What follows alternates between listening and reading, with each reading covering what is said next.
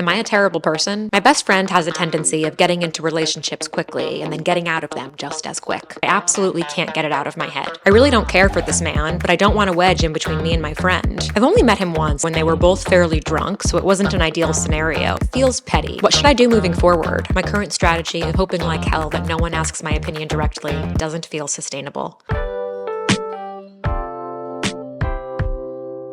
Welcome back to the Hello Hayes podcast. I'm your host, Hayes, and today's episode, we're talking about when we absorb other people's problems as if they're our own. It's such a common experience, but it's hard because there's no clear rule book on how to handle this stuff, partially because every relationship and every situation is so different. Sometimes it's a you problem, like we just give and give and give when no one's actually asking that of us. And other times we give because we don't know how to say no. So whether you're a natural caregiver or someone who just finds it hard to separate your feelings from others, this episode is designed to help us regain some control of our feelings and just have a little bit more balance when it comes to dealing with our friends' stuff. If you're a weekly listener of the podcast, or what we call a hazelnut, hello all hazelnuts, you'll know that each episode features 3 different advice letters under an overarching theme. If you're new here, welcome. We're so happy to have you as we navigate all of the nuances of our complicated emotions. Let's hear about the letters. In letter 1, we hear from Knee-Jerk Jerk, who is estranged from her family and sometimes finds it hard to separate her personal experience from the advice that her friends need about their petty family drama. Letter 2 is from Protected Friend, who is disappointed in her friend's choice in men. And letter 3, burned out and broken up. This person has a friend who has a tendency to get in and out of relationships very quickly and drags everyone down with her in the aftermath. Make sure you follow and subscribe to the podcast wherever you're tuning in so that you don't miss any episodes. And with that, let's do it. Let's get in. Hello, Hayes. Several years ago, I had to cut contact with some family. It was for good reasons. I don't want to get into identifiable specifics in case of publication, but suffice it to say, they repeatedly displayed bigotry towards me and my partner, refused to acknowledge it or apologize for it when confronted, and continued to do it even after that point. The people they turned out to be are no great loss from my life, but losing the people I thought they were was difficult and painful, and I've spent a lot of time and energy in therapy working through those emotions. But I still have this thing that comes up sometimes, and it feels petty, but I absolutely can't get it out of my head. When I hear a friend give advice about setting aside problems for the sake of family, even if it's advice being given to someone other than me, I have this knee-jerk reaction that I should argue the other side of the issue, that I should point out how the phrase "their family" is often used to justify and brush aside horrible behavior which shouldn't be tolerated, that I should say that sometimes doing something for family's sake is not a good enough reason, and you have to walk away. I resist this urge, of course, unless the situation is truly an egregious one that inarguably necessitates it, but typically they aren't. I don't actually think that something like, "You should probably let it go that your aunt made a weird comment about your taste in appetizers, she's family and you only have so much time together," is bad advice. And I strive in general to not be the sort of person who projects my issues onto others, gets into arguments without incredibly good cause, or otherwise unnecessarily steers the vibes into bummer town. On good days, I think this reaction comes from a place of wanting to protect or warn people, to let them know that if it ever really comes down to it, it's possible to make those difficult choices, take your losses, grieve, and carry on. On bad days, I'm very afraid that it's just bitterness and cynicism. Most of the time, though, I just wish it would go away. The long-term solution to this problem is almost certainly more time in processing and therapeutic maintenance so that the hurt can diminish and I can stop giving it power. But in the short term, I can't and wouldn't expect people in my life not to talk with me about their everyday frustrations with their families. If you have any advice as to what I can do in these knee-jerk moments, I'd appreciate it enormously. My current strategy of biting my tongue and hoping like hell that no one asks my opinion directly doesn't feel sustainable. Yours, Knee-Jerk Jerk. Okay, so I think the first thing I want to tell you is that the knee-jerk reaction you have makes total sense to me. So many people would have a similar impulse in your shoes. And you seem to be like very well therapized, so I want to kind of acknowledge that too and give you credit because the work you've done is working.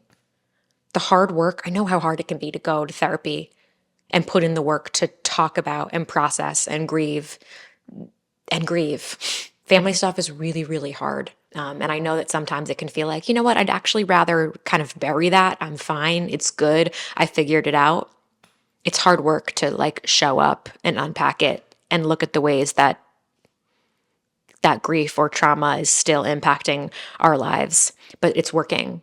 All the hard work you're doing is working. I can see it in your letter. So I hope that despite the fact that you're not perfect, and my love, you'll never be perfect. None of us will ever be perfect.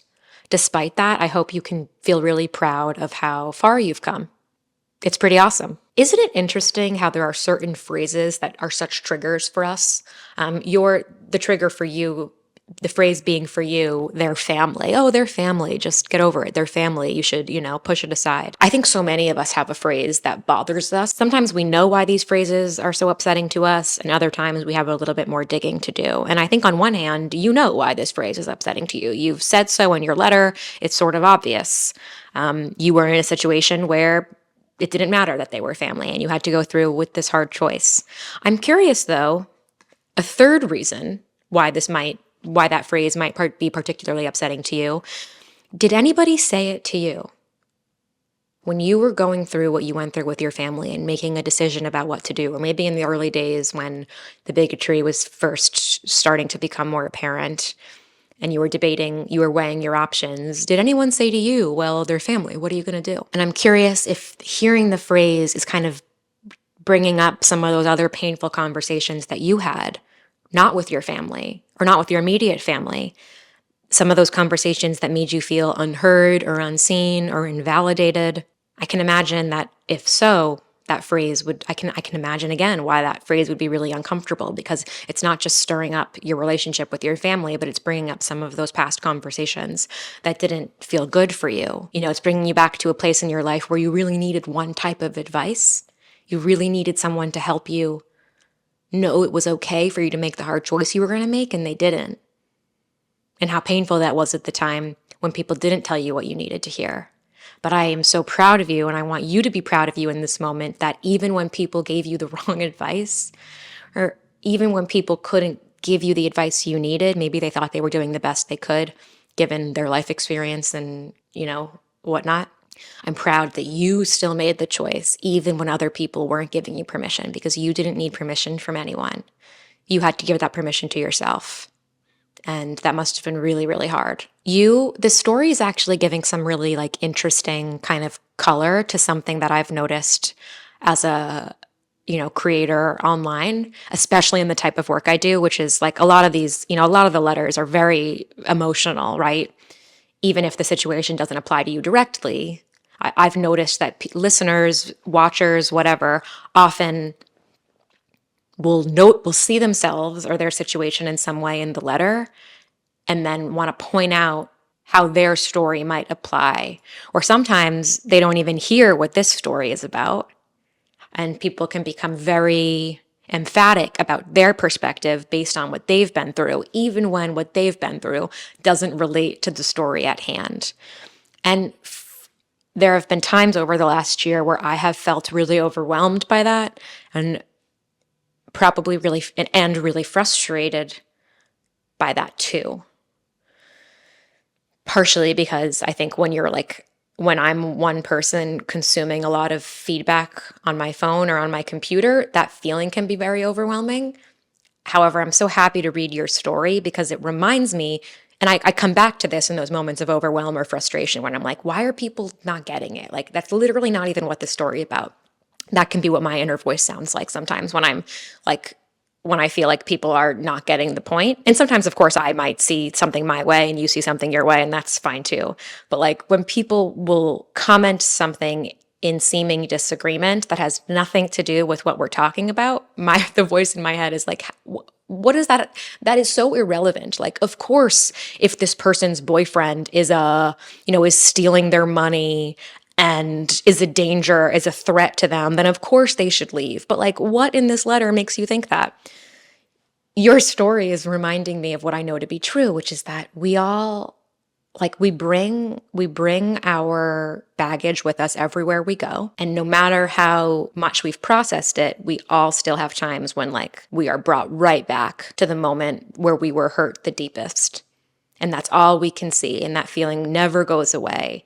And it is very hard to not then share what we're feeling and seeing around us with someone else. And your letter helps me be much more empathetic. So some ideas for you, because you say that this doesn't feel sustainable, your strategy of biting your tongue. I wonder if you could so you have this, if we think about, I don't want to say that what happened to you is a good thing. I don't know where you fall on the spectrum of wanting to use your experiences for good. it's something that I feel, it's the way I've made sense of pain in my life. It's like, okay, at least it's a story. I'll be able to write about that one day, or my pain is what makes me feel so much. And yes, with big pain comes big love, blah, blah, blah. I don't know how you feel about all that stuff. I wonder though, so if you're open to it, I think that there is a certain superpower that comes with having navigated and gotten to the other side of really painful things.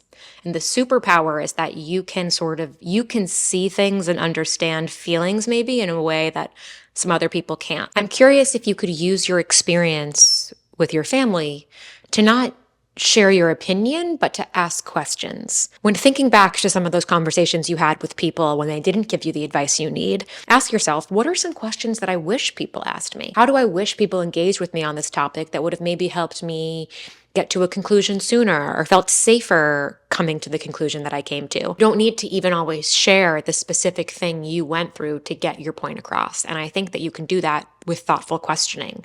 You could walk them through, like if someone's coming to you or you're listening to a conversation where someone's talking about their scenario with their family, they're asking for advice on their family, you could help them see their different options. You'll have that ability to do that, to point out all the different scenarios based on what you've been through. So I think there are ways to use your experience and to have your experience inform the way you support others without being so explicit about it. Because what I hear from you is you want people to know that they can protect their peace. They can make hard choices. And I think that shows up for people even in less drastic, even if they don't end up cutting off their family. Like your experience is valuable and it matters, and you'll be able to help people even if they don't need to make the same hard choice that you made. You mentioned that it doesn't feel sustainable to keep biting your tongue. And I get that. And I wonder though if it's because I wonder if in part it doesn't feel sustainable because you're wishing that you didn't need to. You're wishing that you didn't have this emotional reaction. But again, I want to reiterate that it's okay that you do have this emotional reaction. And I wonder if you just said to yourself, it's okay that I'm having this reaction. I'm able to control it. I wonder if you, instead of making yourself feel bad about it and wishing it went away, and just saying, I notice the reaction. I noticed that I felt this way. I noticed that I feel this way when it comes up. I wonder if it would feel a little more sustainable because you wouldn't be pushing against it so much. Because right now you're pushing against it in two ways. You're biting your tongue to not say what you want to say, and you're wishing that you didn't feel that way. And if you take away the wishing I didn't feel that way and instead just kind of acknowledge that you do feel that way and don't add any moral value to it, I wonder if it'll feel more sustainable. Because there's a world in which this is always going to be a painful thing for you to talk about, and it's always going to be painful for you to hear about other people's family stuff. I don't know if this pain ever goes away. I think that as you've seen with your real life, the pain becomes less debilitating over time, but I don't know if it ever goes away. I don't think this will always feel like tongue biting, holding your opinion back. I don't think you will ever not think of it. Or maybe you won't in some situations, but I think like the same way that there are certain experiences I've had that inform all of the advice I give, in some ways I'm aware of, in some ways that I'm not. This is an experience in your life that is going to shape the way you give advice and the way you empathize. But I believe it will make you better at all of those things, especially because you have the awareness of saying, hey, when is this experience kind of relevant to what this person's asking of me? Explicitly relevant? And when can I kind of take some pieces of it to inform how I help or how I listen here? I think you're on the path to doing that. And there's no like easy way around it to make sure that you're not being too harsh sometimes or too this. It's just kind of this is going to be a regular part of your life. And I think it won't always feel like biting your tongue, but it will always probably feel like, oh, there's that feeling again. And I make kind of a game time decision, one of these split second decisions of what am I going to do with this feeling right now? Is it going to inform what I say? Am I going to bring it up explicitly? Am I going to push it to the side?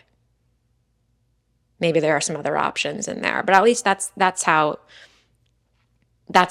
been my experience Regarding your kind of instincts to want to help, I also want to tell you that it's okay to not be super, super helpful in this specific area for others right now. I want to remind you that sometimes helping others means just listening and not saying anything. So sometimes the act of biting your tongue is actually helpful for the other person. Of course, within reason, given how you're feeling, you need to take your emotional pulse and kind of think about, am I even available to listen right now? Or do I really need them to stop talking to me about this? But I think having kind of some back pocket phrases like, I hear you, that sounds really frustrating. Do you know what you want to do about it? Can I help you walk through do you want to talk through some different solutions? Having those sort of back pocket active listening phrases and questions prepared for these types of for family topics specifically, might be helpful for you. And I don't want to diminish how helpful those things actually are. Sometimes in real life conversations, actually, when someone's venting, hearing about the other person's personal experience isn't even really what they're looking for. So you're most likely doing a really good job, actually. And I also want you to know that it's okay to tell people sometimes that what you're experiencing as they're sharing their story. So if someone is asking for your advice about family stuff, you could be honest and say, if they know about what happened, if they know about what's happened with your family and you're comfortable talking about it with them, you could say, my gut reaction to other people's family stuff is often to tell them that it's okay if they need to cut them off, which I realize is a reaction, I realize is kind of a projection of what I went through. And right now it feels hard for me to kind of disentangle the two, but I want to take a step back because I don't think that's actually relevant for you. Maybe, and then kind of continue so that with certain friends, I think you can actually model what's going on in your head out loud if it's appropriate given the relationship and given what they're going through. Otherwise, it's okay to take a back seat and to take more of a quiet listening role. Sharing your opinion is not always the best way to help people, which I see that you know. So again, just want to kind of validate you and praise you because you're already doing so much of the right things. I hope something in here was helpful for you, maybe thinking about why that, giving you another reason, giving you something else to kind of noodle on about why that phrase might be triggering for you, how to kind of leverage this experience to help people, and also just to tell you that you're doing a good job. You're doing a good job, knee-jerk jerk. You are not a jerk. You're not a jerk. Moving on. Hello, Hayes. My best friend started dating a guy a few months ago, and I'm not thrilled about it. She really likes him, but they're long distance, and he said he's not sure if he's ready for that. She's flown to visit him multiple times, and he's only flown here twice. I've only met him once at a bar when they were both fairly drunk, so it wasn't an ideal scenario, but he did not come across great in the little conversation that we had. He made some comments about our hometown. We live in a boring state in the Midwest, so fair, but it also came across like he thinks he's better than us. I've known for a while that she and I have very different taste in men. My boyfriend of multiple years is pretty masculine, soft-spoken, and hardworking. My friend's new boyfriend is quirky, extroverted, and seems like he doesn't care to try hard at anything at all, which I think is part of the reason why I just don't get her vision of him. He also hasn't made any efforts to get to know me. The thing that really hurts, though, is that she always called my relationship with my boyfriend her standard, and that she wants to find a guy who gets along with us. It seems like she's thrown all of that out the window. Not to mention, he cheated on her. She found out while visiting him, broke things off, we trash-talked him for a week, and then she got back together with him. I was so disappointed, but honestly, Hayes, I was proud of my reaction. I made it known that while I don't like or respect him, it's her decision at the end of the day. What should I do moving forward? I really don't care for this man, but I don't want a wedge in between me and my friend. I don't really see a future where the four of us hang out frequently, which makes me really sad, as that's what I always pictured. Yours, protective friend. I guess right off the bat, I get why you don't vibe with him. It's hard to watch your best friend enter a relationship with anxiety. And if she wants long distance, he doesn't. And if it ultimately resulted in him cheating on her, I can see why you don't like him, You want your friends, especially your close friends, you want them to feel comfortable and safe and reassured in the beginning of their relationships. All relationships are going to have hardship. All relationships are going to have their unique issues. And we have to also accept that we don't ever know what's going on behind closed doors. We don't know the full story. And when the relationship is beginning, you want your friends to feel good in that beginning. So I get why you would have an opinion about this man if your friend has entered this relationship with some anxiety. The main thing that I'm noticing from your letter is that This new boyfriend, your friend's new boyfriend, is threatening what you always believed to be true about your friendship. It's bursting a bubble in the vision that you had for what this friendship would become when you both have significant others. And I completely understand why that's happening. It's kind of a reality that no one wants to admit, that like if your friends start dating people that you don't really connect with, it does impact your friendship. It doesn't necessarily end the friendship, but it stops the friendship. It stops you from becoming couple friends, right? Which isn't the best type of friendship or a more worthy type of friendship than others, but it does stop you from evolving your friendship into that direction. And when I think about my own friendships, I have friends that I don't really know their significant other, and that's totally fine. And we have our own like girl friendships. And then I have friends, like one of my closest friends, one of my best friends. We have become closer friends because both of our husbands also really get along. She and I probably would have continued to be friends even if they didn't, and they both, our husbands, both named Brian, like didn't vibe in the way that they do. But because the Bryans connect so much, we've spent more time together, which has naturally, I think, made us closer. I use that example just to highlight, like, I imagine that you wanted your friendship to continue on an individual level, as it will. And especially since we're talking about it, it will and it can, even if you don't love her boyfriend. But you wanted the relationship to grow as a foursome too. So I understand why, at this current juncture, the fact that it's looking like it might not would be really painful for you to process. I do think, though, that that personal grief you're feeling about that dream being punctured might be interfering with your ability to like support your friend, be there for your friend, and kind of hope the best for her, and maybe even see the best in him. You said the thing that really hurts is that she's always called my relationship her standard, and that she wants to find a guy who gets along with us. I can imagine how that feels really hard, to have felt like she kind of put your relationship, that she looked up to your relationship, and then she's found someone who in your eyes isn't like your boyfriend at all. I wonder, though, if you can try to separate how what she said still might be true for her. The things that she likes about your relationship and how the two of you interact and what the two of you are doesn't mean that she wants someone who's just like your boyfriend. She's looking for the type of relationship you have. And that might mean that she picks someone who you wouldn't pick for yourself, and maybe you wouldn't even pick for her. It's about her picking someone that makes her feel the way you seem to feel in your relationship. And I understand that hasn't, from your perspective, he doesn't make her feel that way right now. That isn't your job right now to point out or to fix. Your friend has to go on that journey herself, as we all do. There are some lessons we have to learn ourselves. I want to talk about the cheating thing first, because I know that it's really hard to watch your friend get hurt and then make a choice to get back together with the person who has hurt them. That's all you can see about him, is that he's hurt her, that he's not right for her, that you don't get him. I also think that part of being a good friend is trusting your friend that she is in the driver's seat of her life, and she has to make her own choices. She has to learn from her own choices. Not every choice she makes is going to end up being right, but she's going to make them anyway. You have to accept that you have different taste in men. Who she picks to date does not need to be someone who you pick to date. There are so many details in this specific story that are missing. Like, I don't have her perspective, that I'm hesitant to be like, she cheated. I get why you hate him. Don't give him a shot.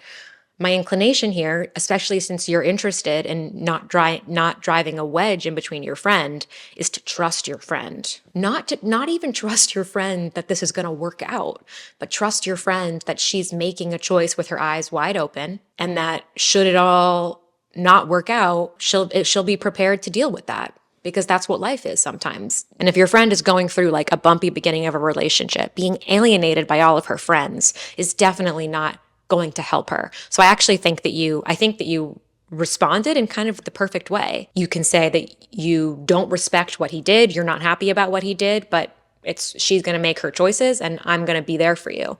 So I think you handled that. I think you handled that really well. So you ask me, what should I do moving forward? You don't care for him, but you want to make sure you want to keep your friendship intact. So there's a couple of reflection questions that I'm going to ask you, and anybody listening can ask themselves too. So number one is like, have I checked my ego here? I don't mean like you're conceited, you're cocky, like you're being super self-centered, but like our egos do come into play all the time. Mine does too. I think part of being a good friend means acknowledging I don't always know what's best for my friend. I am not an omniscient being. I don't know what it's like to be in my friend's shoes, and I don't know what's actually happening in their relationship. And I certainly won't know if I'm acting like I do. Because when we act like we know everything and when we act like we know best, we usually kind of block off our ability to hear the truth from someone else, either because we're literally not listening, and even if they're telling us, we can't hear it because instead we're just hearing what we want to hear,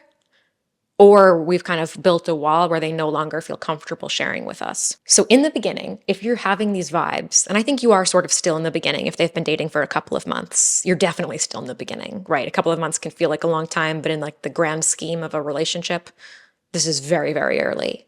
I would still be asking myself, like, can I check my ego a little bit and be open-minded here? Can I accept that I might not know best? I might.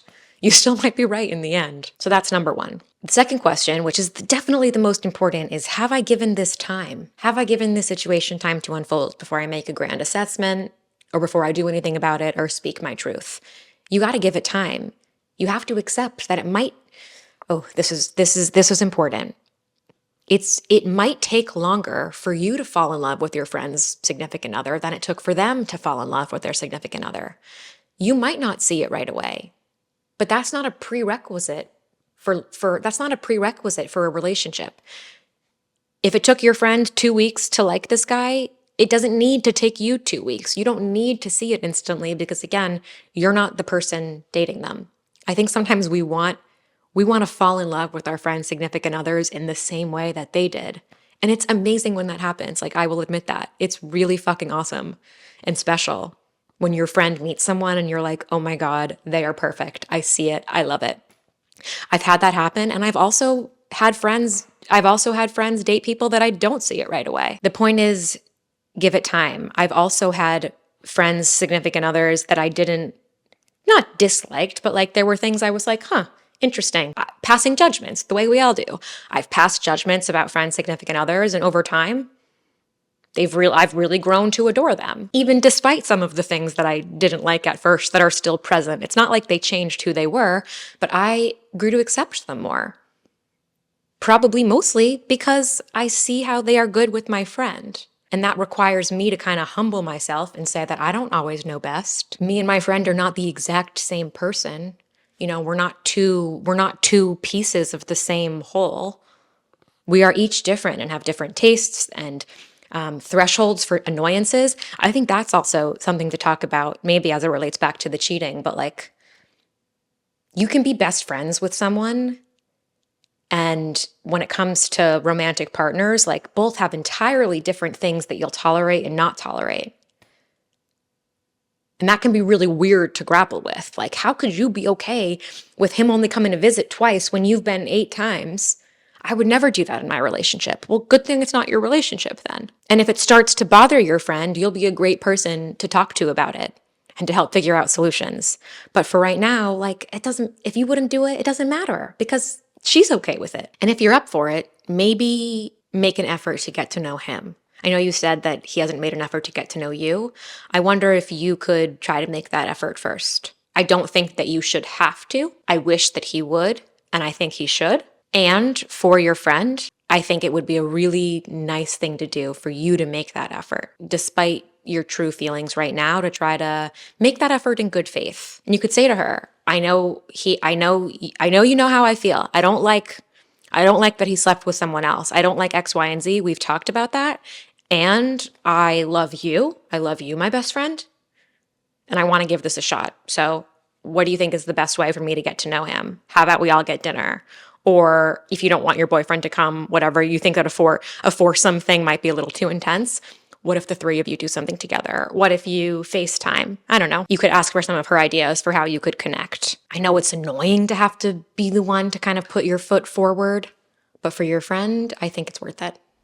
Hello, Hayes. My best friend has a tendency of getting into relationships quickly and then getting out of them just as quick. Every time she has a breakup, it's kind of traumatic for everyone around her. She's bedridden for several days, and she's either angry or inconsolable or both.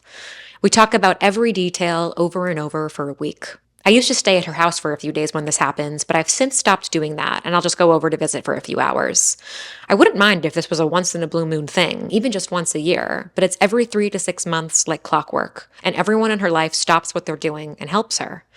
After her most recent breakup, I suggested she remain single for a few months, but she immediately started talking to someone new.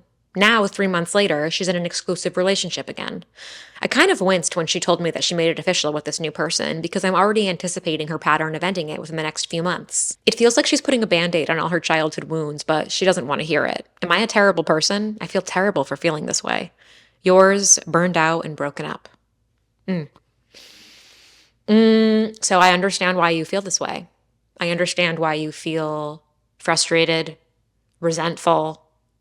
I understand why the frustration and the resentment are kind of overshadowing concern or empathy for your friend. I don't think you're a terrible person.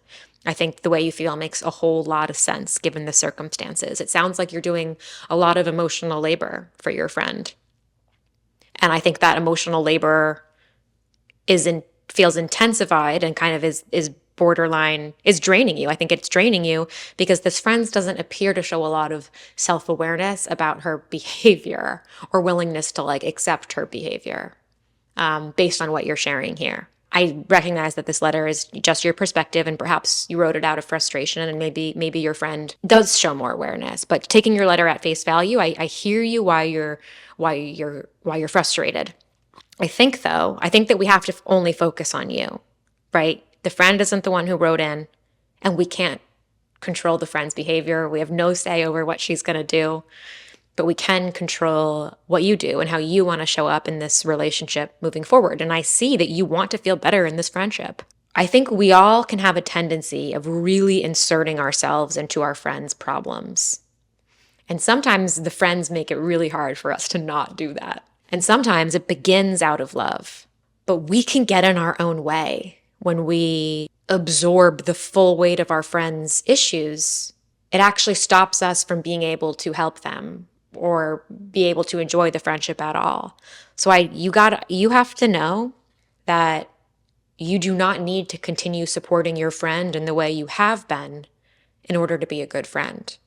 You can be a good friend and pull back. You can be a good friend and not continue to enable the behavior. You can be a good friend and draw boundaries, which I think you've already started to do by not going to sleep over every time the breakup happens. I imagine that was hard. If that had been a pattern, I imagine that was hard for you to make that shift. So that was really great. Good job for that. That's the thing. Once we start behaving in a certain way in any relationship, it becomes the norm. And even if someone is comfortable or even if someone accepts that we want to change it, it can be like really scary for ourselves to make the change because we're worried that everything will collapse. We've built this foundation. We've built a foundation based on us behaving in a certain way. And then if you want to pull a piece of it, you're worried the whole thing is going to come undone.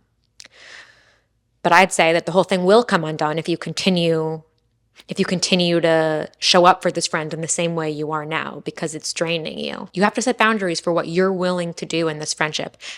That's the best thing you can do for both of you. To really think about what you want this relationship to look like. Because I hear you that ideally she'd be single, but if she's not going to do that, what are you going to do? Because that's all we can control. So how do we do that? How do we figure out what we want to do? Well, I think part of this really depends on the type of friendship that you have. Because I do think there are some friends that you could say something like, "Hey, I love you and this is coming from love and this is going to be hard to hear. You have a pattern. Over the last several years, you've had a pattern of getting into relationships and then breaking up every 3 to 6 months. I want to be there for you and I want to support you. And I am in support of you finding what you're looking for, but you're not going to find it with what you've been doing. I can't keep supporting you getting in and out of these relationships. I'd like to help you, and then you have to figure out how you want to help her. Whether it's, I think the best thing is to take a break and to get into therapy to figure out why this pattern is happening. I think it's really, really important. And I don't have the skills to help with that. I say this out of love and because I care about you and I care about our friendship. There are some friendships where that could work, where that's appropriate. I don't know if all friendships are like that, though. I have friends who I could say that to, and then I have friends who I wouldn't say that to. And it's ultimately not just a question of closeness, but a question of personality type and Because I think you can be really close with someone and have that not be your relationship. It's not either of your communication styles. It's not that type of bluntness isn't what either of you value in friendship. Like there are plenty of friendships that I think are still close that wouldn't have that sort of conversation. And then there are others that are. And I don't know what your friendship is like. Maybe hearing that type of script of what you could possibly say could spark for you like, oh, I would never say that. That doesn't sound like us at all. Or it might be like, I could say that, I'm uncomfortable, but I could, and maybe I will. But even separate from kind of addressing it directly, I think you should think about, what kind of support can I offer this friend? Like, what are your terms?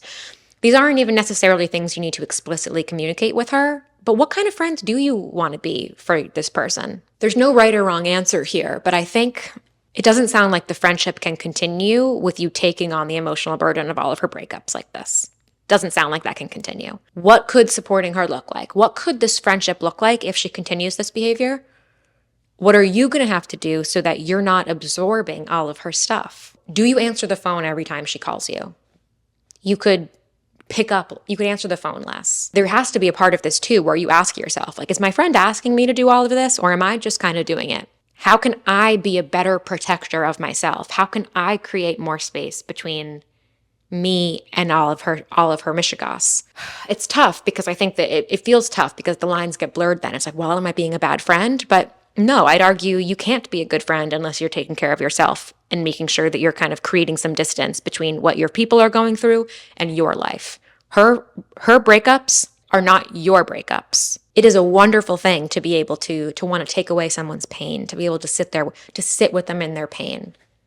And this kind of every 3 to 6 month pattern, it changes the dynamic completely. It really does. On the last video about judging others, someone left a comment on YouTube saying, like, if you're going to say something hurtful, it needs to be useful, but don't say something hurtful that isn't useful. And we kind of had a little dialogue about that, about the difference between hurtful and like leads to hurt. I think that this is one of those examples, like telling her directly that this is a pattern and it's impacting your friendship and you want her to change the pattern and you want to help her change the pattern, that will hurt her feelings probably, but it is useful. I think some friendships can weather that hurt and others can't. And you kind of decide, has it come to that? I think there are steps before that, but maybe you've taken all of those steps, you know? What I'd suggest for you is that whatever courage it required to stop going to sleep over when this happens, draw on that same courage to think of like the next level of pulling back while still being supportive. Because if you've been giving 200%, your 70% of giving in this friendship might be most people's 150%. You probably can stand to pull back a little bit and protect yourself a little bit more and still be a good supportive friend. We're not talking about being available every second of the day or ghosting your friend. We're just trying to find some balance. I know that balance feels hard to find, but I believe you're capable of getting there through these tiny steps of creating more boundaries. And the childhood wounds thing, you feel like she's putting Band-Aids on her childhood wounds. She probably is. And she might not be ready to hear it from you. And it's not your job to make her hear it. You have to decide if you are capable of being in a close friendship with someone who isn't going to hear it. Now, maybe you'll talk to her about it. Maybe you'll have that direct conversation and that will help. But you can't make her go to therapy. You can't make her change her behavior. All you can do is think about, if she doesn't change, what am I going to do? What does that mean for me? How am I going to be able to show up in this friendship?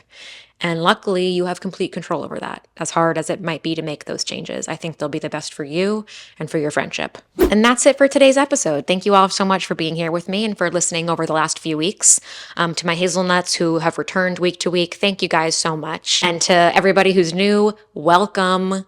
I wonder how many episodes or how long it takes for you to become a hazelnut. Some of the original hazelnuts weigh in on that. How long does it take? About how many episodes do you think?